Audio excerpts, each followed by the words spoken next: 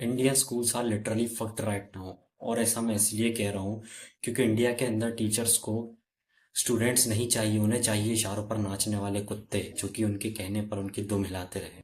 Teachers हमेशा एक दो स्टूडेंट्स के ऊपर ही ध्यान देते हैं यहाँ पर, जो कि उनके फेवरेट होते हैं। बाकी सबको तो वो पता नहीं कचरे की तरह मानते हैं।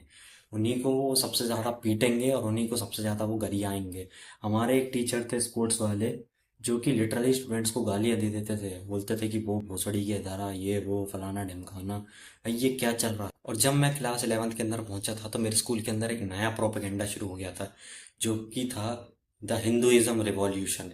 स्कूल के अंदर तुमसे गीता की बातें करी जाती थी, हिंदुइज्म की बातें करी जाती थी, और एक बच्चा रोज सुबह मुंह उठा के स्टेज पर आ जाता था, ब्ला ब्ला ब्ला ब्ला ब्ला ब्ला एक श्लोक सुनाता था और इसका अर्थ समझाता था।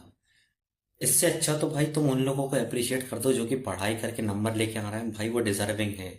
हमें इस सब चीज़ों के लिए कंपेयर किया जाता था कि तुम गीता क्यों नहीं पढ़ते हो। मैं हिंदुइज्म के अगेंस्ट नहीं हूँ, मैं खुद एक हिंदू लड़का हूँ। लेकिन किसी चीज़ को खुद की इज्जत बढ़ाने के लिए इस्तेमाल करें तो भाई वो गलत है, और धर्म तो और ज़्यादा बुरी चीज़ है इन सब चीज़ों के लिए इस्तेमाल करने के लिए। कि तुम ये कह रहे हो कि भाई मैं हिंदू धर्म को सपोर्ट करता हूँ तो मैं गलत हूँ।